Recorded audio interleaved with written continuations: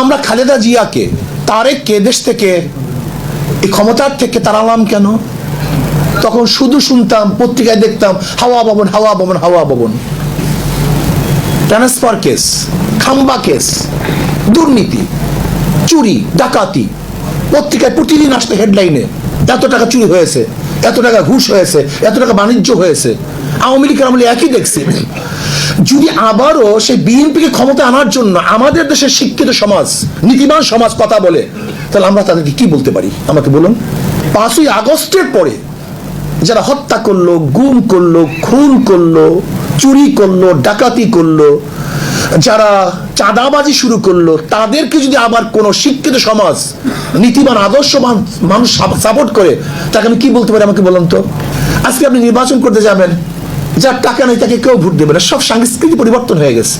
আসবে কিভাবে ভদ্র মানুষগুলি ক্ষমতা? আসবে কিভাবে ভদ্র মানুষগুলি? আমার তো টাকা নেই, আমি তো হাজার হাজার টাকা চুরি করি নেই, আমি কিভাবে একটা ভোট 5,000 টাকা দিয়ে কিনবো? আমাকে বলুন তো, আমার দ্বারা সম্ভব কিভাবে? আজকে যারা লুটপাট করেছে এদেরকে ভোট থেকে চিরজীবনের জন্য বয়কট করতে হবে। এরা ভোটে আসতে পারবে না। যাদের দ্বারা চুরি প্রমাণিত হয়েছে, অবৈধ সম্পদ প্রমাণিত হয়েছে, এই দল এবং এই ব্যক্তি কোনো অবস্থাতেই নির্বাচনে অংশগ্রহণ করতে পারবে না। আমরা বিশ্বাস করি মাদার গাছ লাগিয়ে আমের আশা করা যায় না। চরিত্রহীন, ডাকাত, বদমাশ এবং নীতিভ্রষ্ট মানুষের মাধ্যমে এ দেশ চালালে কোনোদিন দেশ শান্তি হবে না। আবার আন্দোলন করতে হবে, গোল টেবিল বৈঠক করতে হবে। আজকে দেখেন মিথ্যা মামলা শুরু হয়ে গেছে, মিথ্যা মামলা শুরু হয়ে গেছে। যদি আওয়ামী লীগকে অপবাদ দিয়ে মিথ্যা মামলা দিছে, তাহলে আজকেও যদি মিথ্যা মামলা দাও, তা আওয়ামী লীগের দোষটা কোথায়? আমাকে বলুন। আওয়ামী লীগ কি করছে? চাঁদাবাজি করছে। আজকেও যদি চাঁদাবাজি করি, তা আওয়ামী লীগের দোষটা কোথায়? আওয়ামী লীগ জুলুম করছে, অত্যাচার করছে। আজকেও যদি জুলুম অত্যাচার করি, তা আওয়ামী লীগের দোষটা কোথায়? আমরা এখন জুলুম করতেছি, হাজারো মামলা হচ্ছে, নিরাপদ মানুষের বিরুদ্ধে মামলা হচ্ছে। চাই সে আওয়ামী লীগ করুক, সে নিরাপরাধ, সে ভালো, তার নামে মামলা দেবো কেন? তাহলে আপনিও যখন ক্ষমতা পরিবর্তন হবে, তা আপনার নামে তো মামলা দিবে। সংস্কৃতি চলবে কেন? দেখেন 71-এর পর আজ পর্যন্ত নির্বাচন কমিশনটাকে আমরা ঢেলে সাজাতে পারিনি। এর জন্য আমি বিশ্বাস করি যারা রাত্রের ভোট উপহার দিয়েছে, যারা প্রহসনে নির্বাচন উপহার দিয়েছে এবং স্বাক্ষর দিয়েছে যে এটা ঠিক হয়েছে, ওদেরকে বিচার করা উচিত, ওদেরকে বিচারের আওতায় আনা উচিত এবং চরমভাবে যদি শাস্তি দেওয়া হয়।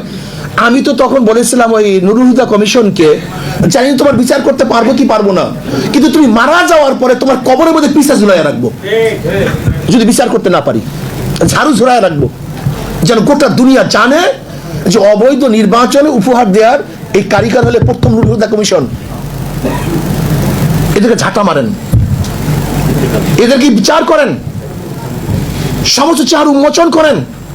এই কোট টাইয়ের মধ্যে যে সমস্ত চেহারাগুলি আছে এগুলো উন্মোচন করেন।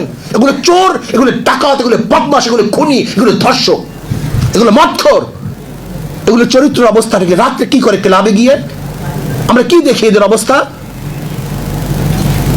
এই নির্বাচন কমিশন পদত্যাগ করছে, এদের বিচারের আওতায় আনতে হবে, এদেরকে বিচার করতে হবে এবং যারা দুর্নীতির সাথে সম্পৃক্ত এদেরকে বিচার করতে হবে। কিন্তু যারা দুর্নীতিবাজ নয়, শুধু দল করার কারণে, সে আওয়ামী লীগ করুক না কেন, যে দলই করুক না কেন, যেন তাকে কোনো অবস্থাতেই জুলুম না করা হয়, অত্যাচার বিচার না করা হয়। আপনি পানি পান করবেন, শুধু কি পানি দেখবেন না পাত্রও দেখবেন? যদি আপনি পানি স্বচ্ছ কিন্তু পাত্র বিষযুক্ত, তাহলে আপনি কি স্বচ্ছ পানি বার করতে পারবেন? পানিরও প্রয়োজন, পাত্রেরও প্রয়োজন। আজকে যারা বাস্তবায়ন করবে আমাদের আইন কানুন, তাদের চরিত্রটা কি? এই যে সমকালের উদাহরণ দিছে আমাদের এক যুবক ভাই, গতদিন তাদের চরিত্র কি ছিল, আজকে তাদের চরিত্র কি? আপনি কি চিন্তা করতে পারছেন সুপ্রিম কোর্টের পুরা বেঞ্চ সরকার পরিবর্তন হওয়ার পরে যদি পরিবর্তন হয়ে যায়, সেই দেশটা কোথায়? যে ইউনিভার্সিটি সর্বোচ্চ বিদ্যাপীঠ, সেখানের ভিসি সহ যদি প্রফেসররা সেখান থেকে রিজাইন দিতে বাধ্য হয়, সেটা দেশটা কোথায়? আমাদের দেশে নীতি আদর্শ কোনো চর্চা হয় না, শুধু গবেষণা হয়। প্রয়োজন হলে নীতি আদর্শ পরিবর্তন করা। যদি নীতি আদর্শ পরিবর্তন না করেন, তাহলে অবস্থাটা কেমন হবে? একজনের নাম এ, একজনের নাম বি, একজনের নাম সি, তিনজনই চোর, ক্ষমতা আছে এ, সে কি করবে? হটাও এ বসাও বি, সে কি করবে? হটাও বি বসাও সি, সে কি করবে? আবারও আন্দোলন, আবারও রক্তপাত, আবারও সংগ্রাম, আবারও অবরোধ। কতদিন করব? এর কারণটা কি? আসলে আমি দেখছি মূল কারণ সম্পর্কে আমরা অনেকেই আলোচনা করি না। ধরে নেন আগামী বাংলাদেশ কেমন হবে যদি আওয়ামী লীগের যুব সংগঠন এখানে বৈঠকটা করতো, এর চেয়ে খারাপ কথা একটাও বলতো না। এখানে যে কথাগুলো নিয়ে আসছি এর চেয়ে হয়তো আরো ভালো ভালো কথা বলতো। আচ্ছা, কমিউনিস্টের কোন যুব সংগঠন যদি এই গোল টেবিল বৈঠক করতো, সেখানে এরকম সুন্দর সুন্দর কথা আসতো। দেখেন, গণতন্ত্রের ব্যাপারে শেখ হাসিনার মুখে যতবার বক্তব্য শুনেছি, গণতন্ত্র রক্ষা করতে হবে, পুনরুদ্ধার করতে হবে, বাস্তবায়ন করতে হবে, এরকম বক্তব্য হয়তো অনেকের মুখে আমরা শুনিনি। একজন মানুষ যখন বক্তৃতা করে সে চায় যে মানুষজন আকৃষ্ট হয়, ভালো কথা বলতে পারে। কিন্তু সবচেয়ে মূল প্রশ্ন কোথায়? আমাদের দেশে বড় সমস্যাটা কি? এই সমস্যা সম্পর্কে আমরা আসলে কেউ আলোচনা করি না। আমাদের দেশের সবচেয়ে বড় সমস্যা নীতি ও আদর্শ। নীতি ও আদর্শ সবচেয়ে বড় সমস্যা। আমি বিশ্বাস করি আমাদের সবচেয়ে বড় অভাব হলো নীতি ও আদর্শের। চরিত্রবান মানুষ নেই, আদর্শবান মানুষ নেই। দেখবেন আমার এক ভাই বললেন এ দেশটা বিভিন্ন আদর্শের মানুষের বসবাসের স্থান। কি বলি? মুসলমান, হিন্দু, খ্রিস্টান, বৌদ্ধ। কিন্তু তখন কিন্তু পার্সেন্টেজ হিসাব করি না। মুসলমান, হিন্দু, বৌদ্ধ, খ্রিস্টান বলার সময় সবাই সমান, কিন্তু কেউ কি চিন্তা করছে পার্সেন্টেজ আর কি? এই চিন্তা কার মধ্যে আসে না? এখানে বিশাল একটা শুভঙ্করের ফাঁকি।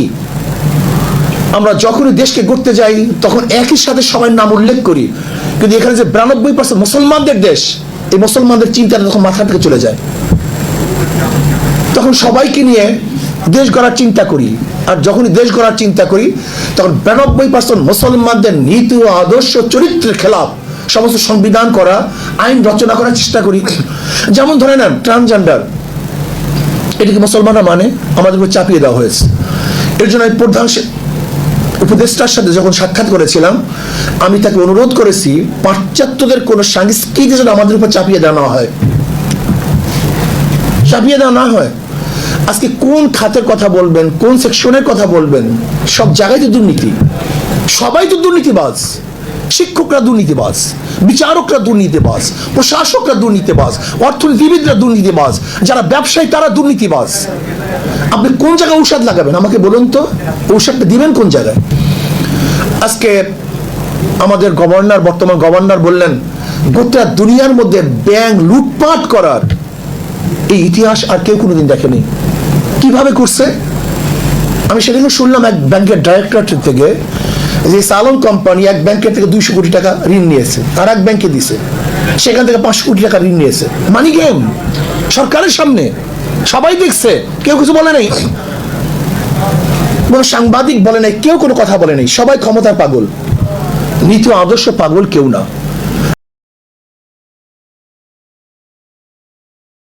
আপনার সম্পত্তি ভাড়া নিয়ে দুশ্চিন্তায় আছেন?